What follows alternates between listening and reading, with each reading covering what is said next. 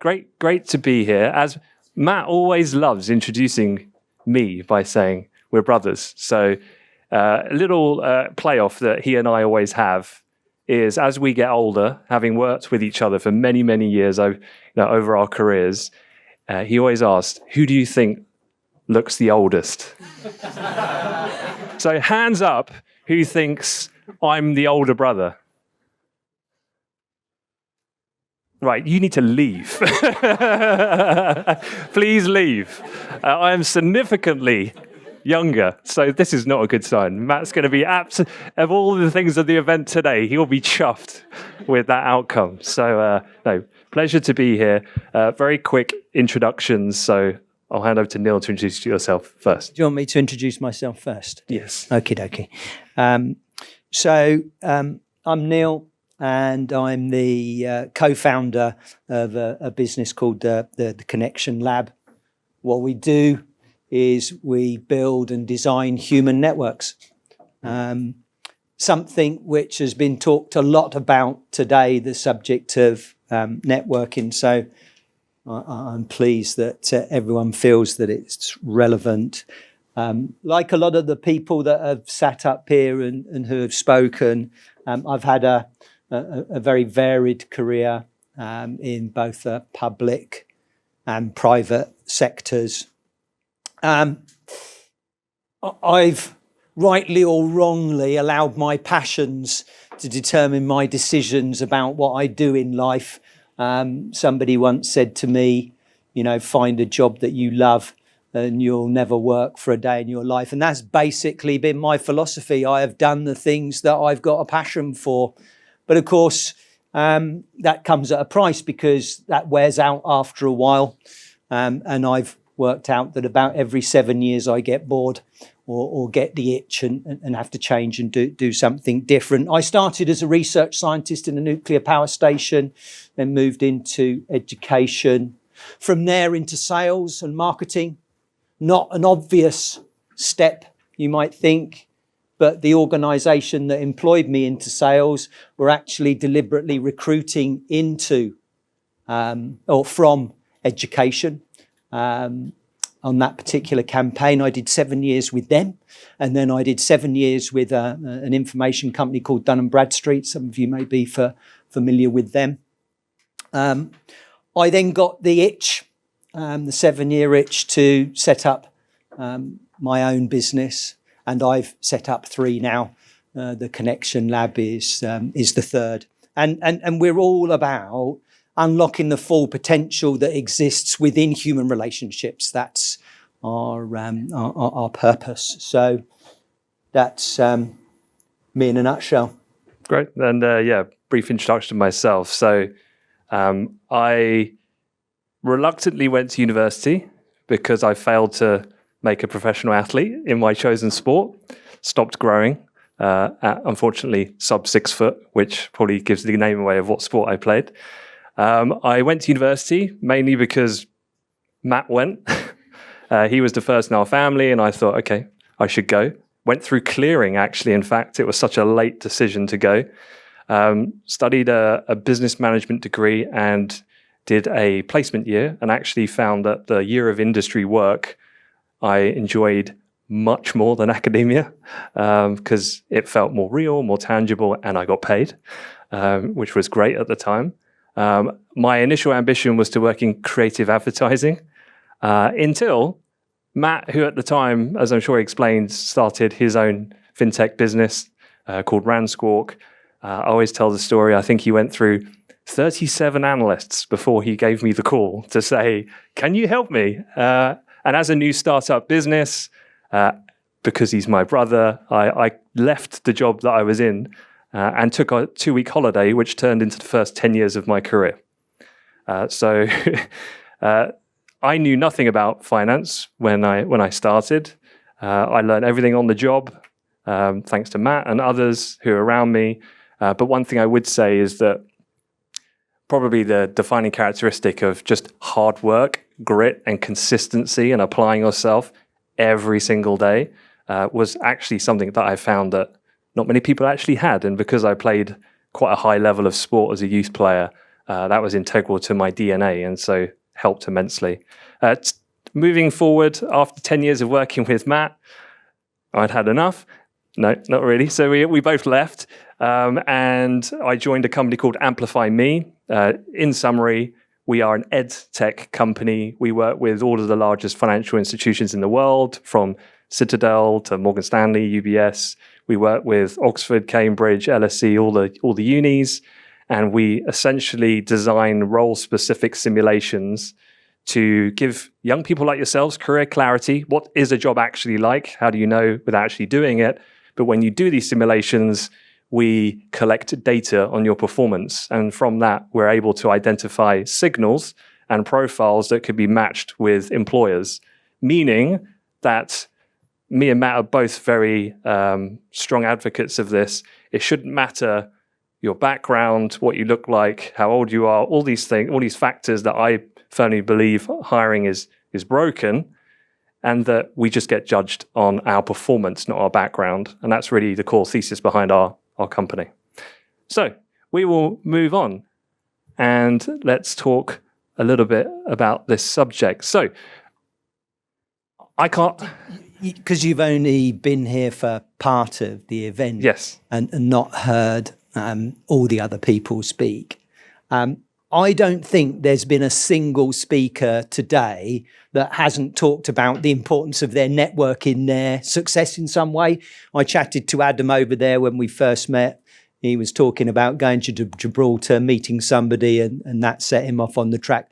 I met Naz in reception early this morning from Leicester, talking a bit about football and stuff like that. And he was saying about the internship that he got. There are 18 internships, and all but 2 of them came through people that were known to the organisation that he had his internship in. And it's just a plethora of stories. the Google guy on the reception got my LinkedIn account. I was like, so Luke on reception was hustling hard, and he closed me within about 30 seconds. Brilliant. So, let's get a few people to answer that question. Right, I'm going to go on the move. That's the plan. I need to stand up because people over there, you can't see me, can you? No. Right. No. So we wanted to ask, I was going to use an app to just everyone gets a QR code and go in, but I think it's too complicated within the Google ecosystem. So just want to get, what does networking mean to you? Because I think people think about it generally in a fairly one-dimensional way. So I want to get some of your thoughts. So just put your hand up and I can relay it back to Neil. Yes.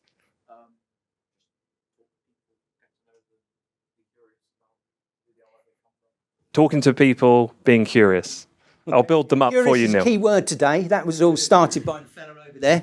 Okay. It's the word of the day. Building a long-lasting relationship. Oh, okay. That's a bit of a build. Else? Yeah. Nurture. Ooh. Nice. Yeah. Yeah. Linked to the long-lasting. Sorry, what was that? Okay. Understanding people's perspectives. And yeah, at the back.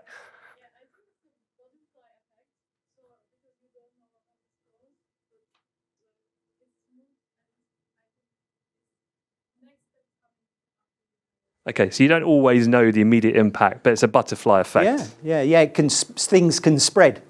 Yeah, whatever those things might be. So, have we got a definition, or have I? Yeah. So I think it's 3 things. Because most people that I speak to, when you mention the word networking to them, they think about turning up at an event like this, or an event of some kind, and meeting people. That's what most people would say when you talk to them and say, what do you associate with networking? I think there's 3 parts to it. There's the design part. So what does your network look like now? But also, what do you want it to look like in the future? That's an important part of the process. And you know why that is. Just that little bit of thought and planning really helps in terms of making sure that you meet the right people. You've then got the building bit, which is you going out there and making connections with people to start those relationships off and making them stronger. And then the third and final bit, and that's been touched upon by some people here already, is that so once you've built that relationship, how do you maintain it? and you keep it going. And so there are three parts to it. It's not just about turning up at events, it's all those three things. Now, we won't have the chance to go into all three in great depth. There might be a solution to that, which we can talk about later. But for me, so you know what I mean when I talk about networking, I'm talking about all three things. Okay, cool. Why do it? I think there's three reasons at a high level as to why we should do it. I get the sense from the conversations that we've had already in the room that the main reason why people are keen to network here today or talk about it is, you know, the opportunity that comes by you having sort of access to people who can influence, you know, your career in some way for the better. But of course, and this butterfly effect that you refer to, you know, it's having some visibility beyond just yourself and your physical presence. So I would like to think today that there are people talking about me and mentioning me and thinking of me when I'm not around because I manage my network of contacts in that way. And that way, I don't have the budget to have a PR firm speaking on my behalf like David Beckham would, for example. I don't have those resources. But what I have done is I've designed, built and nurtured my network in such a way that there are a group of people out there that are hopefully saying good things about me and remembering me and saying good stuff. And that's the key. So I've used the word via, hoping that you might see that word in your day-to-day sort of activities as a bit of a prompt to remind you why this is so important. Visibility for your future success, influence for your future success, and access, they're all going to be things that are going to govern where you end up. So... yeah, just a good story I heard, because I host a podcast where I get to talk to really cool people and hear about their journeys and stories. And this one lady who's very senior in data analytics at a big US bank, and she was saying actually she got her initial job because she had expressed to her friend what it is that she wanted to do as a career pivot, and she was clear with her friend about her skills and things like that after just talking with her. Her friend then was, I think she was going somewhere on a holiday or a vacation, and she got bumped up to first class, and she just so happened to sit beside an MD of the firm. And the guy was like, why are you so flustered? Where have you been? They were, I've just been on a hen do, so on and so forth. So this wasn't the lady, this was her friend. And so they got chatting, and the guy said he worked in this area of finance. And then she said, you should talk to my friend. And she thought her friend that data analytics was super technical. But of course, this was more from the viewpoint of it being much more communication. What is the data expressing and how is she explaining it? So she didn't even have the right full understanding, but she made the introduction because she had been a good advocate of herself to express her desires to others, that then that serendipity happened. So luck, I always think, can happen. Yeah. I think luck plays its part. But you know what they say, you know, to some extent you make your own luck by, you know, putting yourself out there. Paul was saying in his presentation, you know, how he knew a trader and that trader got him, you know, into, you know, the job that really then sort of catapulted him to success. You know, you need a bit of luck, but, you know, you've got to be out there and in the right places, doing the right things. Yeah, for sure. Okay. So we're going to get a little bit of participation here. So what we have come together and kind of put together this list, before we share it, I want to get, and so does Neil, your thoughts. There are 11 barriers that stop people from building a thriving network. So within a group, doesn't necessarily have to be 3 or 4, whatever you're comfortable with, maybe on the tables themselves, given the layout of the land, is the best way to do it. For 3 minutes, I'd like one of you, I can see notepads, to collate your lists on your tables. What do you think are the 11 barriers that stop people from building a thriving network? So you got 3 minutes, and then I want to hear some answers. Have you got your eye on the clock? Yep. Cool.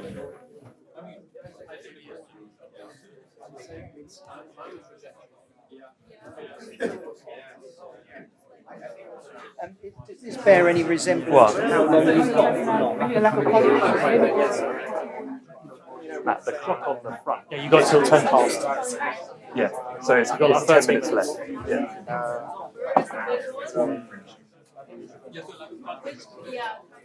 Is that No, that's -10. okay? So we've got So we've got 12, 13 minutes. 13 minutes. Right. Okay. So we'll whip through. Once we get back, I'll go bang, bang, bang, bang, and then we can go through. Yeah. I'll be one group. Okay, if you can believe it or not, that's 90 seconds gone. You're halfway through. Get that list going.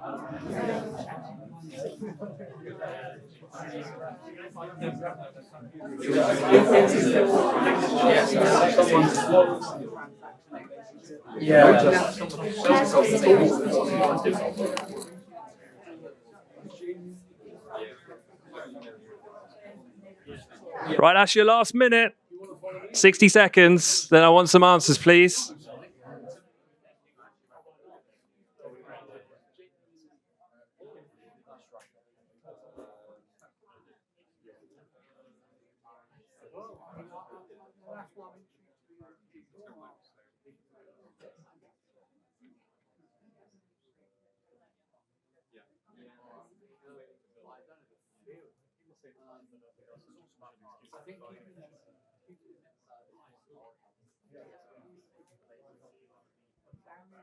Okay, start wrapping up. 10 seconds. And then let's hear some answers.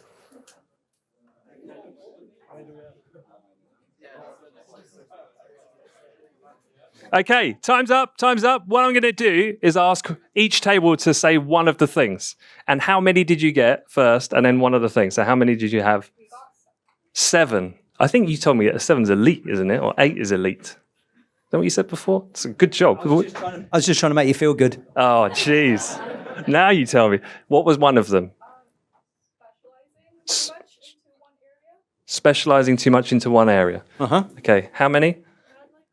9 and 1? Confidence. Good. 11. No follow-up. 11. Oh. Okay. Imposter syndrome. Good. 10, having said expecting it to be like a transactional relationship exclusively. Okay. Cool. 11 and not properly communicating the initial outreach. Okay. All right. So. Yeah, it's not a bad shout, is it, really? It's interesting that people stop at 11 thinking they've got it, isn't it? Yeah. But Okay. makes sense. Right. So I would say these aren't in any particular order, but they are in some respect in an order, because the final 3 are really important ones that I want to talk about. But these are the 11 things that I've noticed working with people from all different backgrounds, of all different ages, in all different environments. These are the things that get in the way. Now, I'm not suggesting that everybody in the room and every person has all 11. What I'm suggesting is that these are the 11 things that tend to get in the way of people building and nurturing a thriving network. And there will be 2 or 3 at the moment that for you are the biggest ones that you need to focus on first. Okay? In terms of knowledge, the knowledge of this subject I find is quite limited. And what I mean is it's limited to how to show up at an event like this. There is a huge amount written about how I would approach you, what I'd say to you, how I might break into a group, how I might leave a group, how I might develop a natty elevator pitch or whatever you want to call it. The knowledge beyond that is very, very limited. Are there any good books that you could read? There is a vicious rumour that in a few months' time, an amazing one's coming out. Okay? I won't tell you who it's by. But in the interim, there's a guy called Adam Grant. Does anyone follow Adam Grant? Have you ever heard of him? No, I'm waiting for the book. Okay. And he wrote a book called Give and Take. It's a really easy read. Actually, what he reveals in there is some really important stuff. And he talks about the person who's deemed to be the best networked person on the planet. and that person's philosophy on how they've got to where they've got to. It's a nice read. It won't be as good as the one that's coming out next year, but if you're going to listen to something or read something, Adam Grant's Give and Take is good. Skills, how are we doing time-wise? Yeah, shall we go on to the three? So just one bit on the skills, because I think a lot of people today have talked about communication and they've emphasised the need to be curious and to listen and stuff like that. When it comes to being an amazing networker, the skill that I see that's lacking the most is timing. People get their timing wrong.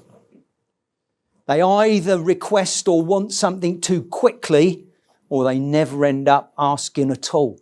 And they just don't understand how to get that timing right. But anyway, I can't solve all those things now. What I would like to jump to is the three which are the most prevalent, the ones that I come across when I work with people that appear most regularly. And these are the ones at the bottom: time, structure, and fear. And do you know what the good news is? They're the three easiest to solve. That's the nice thing about these. So in terms of time, I had somebody, when I was given a keynote earlier in the year, saying, well, I just haven't got time to do this with everything else that I need to do. And I said to them, no, that's a fair point. We're all busy people, but how long do you think you need every week to spend on this? And they had no idea. So it's kind of a bit of a knee-jerk reaction from people who are busy that they haven't got enough time. The minimum amount of time that I think you should give to thinking about this and doing a bit about it is 45 minutes a week. And I think all of you can find that time. That's the minimum.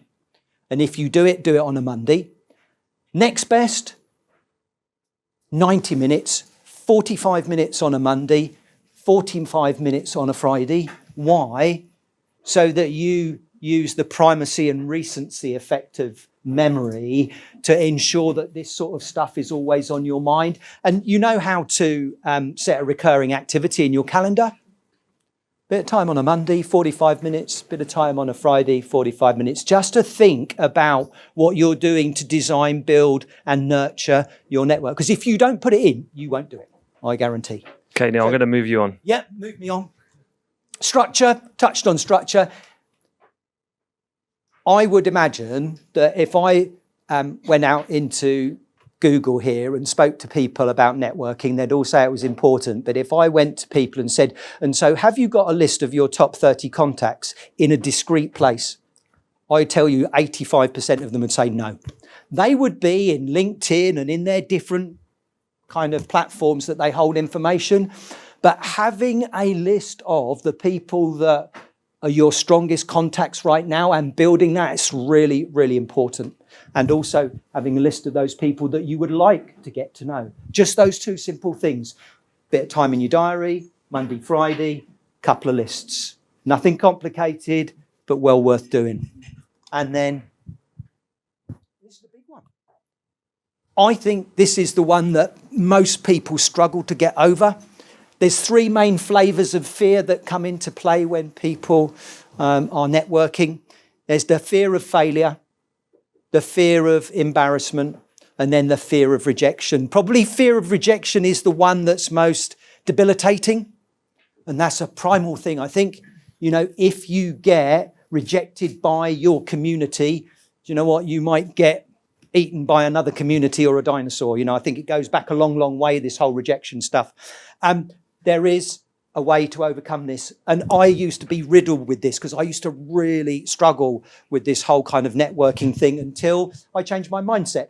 And you could call that beliefs. You could call that kind of confidence. But yeah, there is something which I call the golden rule. It's the thing that transformed my attitude and my success with building my network. And I'll just tell you a story about a guy called Cheung. I was connected to him on LinkedIn because once upon a time I facilitated a workshop and he was there. He was the CTO of a managed service provider. We connected on LinkedIn, and then I saw on LinkedIn that he had posted a message saying, seeking a new challenge. And you all know that that's code for I'm looking for work. So I just reached out and I said, Cheung, if you want to have a chat sometime over the next couple of weeks, I may be able to help you. Can't promise anything, but Let me know if you would like to catch up. So he pinged me back and we caught up. So we had a chat and he was telling me about what had been going on and what he was looking to do next. And I said to him, well, look, there's a couple of people that spring to mind, but leave it with me. Let me think about it. And I'll see whether or not those people are open for a conversation. I said, but there is something else that I'm doing. I'm bringing a group of 15 or 20 people together in London to share with them how I've developed my network. It's an afternoon. There's some interesting people there. Would you just like to be a part of that? There's no charge. I'm doing it as a favour to the people that I know. He said, oh, that'd be super. He agreed to that. And then without any prompting, he said to me, is there anything I can do for you? Without any prompting from me, within 20 minutes, he said to me, is there anything I can do for you? Well, this guy had been in tech for a long, long time. And of course, there was lots of things that he could do for me. But I said to him, that's a really kind gesture. Let me ponder that and get back to you. The golden rule, give first. If you read Adam Grant's book, the most successful person on the planet at networking, reading between the lines, this is what it's all about. When I spoke to Naz this morning, I said to him, don't come here thinking, what can I get? And come here thinking, what can I give to begin with? Because when you put the energy in, you're familiar with the law of reciprocity. That's what this is all about. And so that's what I want to leave you with. In terms of going to an event, don't get anxious. Ask people about what they do, what they're interested in, where they're going, what kind of help they'll need. Because what tends to happen is what goes around comes around. Yeah, and my job, chiefly working with people of your age demographic, is that a big part of that is but what can I give? Like, this person's super senior, they're super intelligent. I mean, look, I had a little bit of imposter syndrome following lady at the back. Which is I worked at Goldman's for this many years and I didn't know about AI, popped off to Harvard. I'm like, wow, like I flunked my A-levels. Like, do I deserve to be here?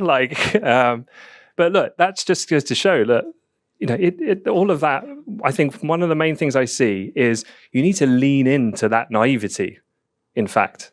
And some of the stories I hear from successful graduates is when actually they embrace the fact that they don't actually know a lot, but they are curious and they're humble and they're confident enough to ask good questions and proactively listen and be polite and courteous. You'll be surprised. Actually, the value is when you get slightly thin on top and a bit grey, you start to actually really want to give back, mainly because we all get to a point where we start having children, things like that, and helping young people actually means a lot once you achieve certain life goals that you set for yourself. So just lean into it. You don't have to have specific technical knowledge at this point. In fact, why would you? You're just starting your journey. So use that as a place of confidence, lean into that. But the key ingredient there for me is about just, being open, take that first step. I was a massive introvert as a child. Matt will know best. And so, it can definitely change your ways, and just being curious is the ultimate key for me. But thank you very much.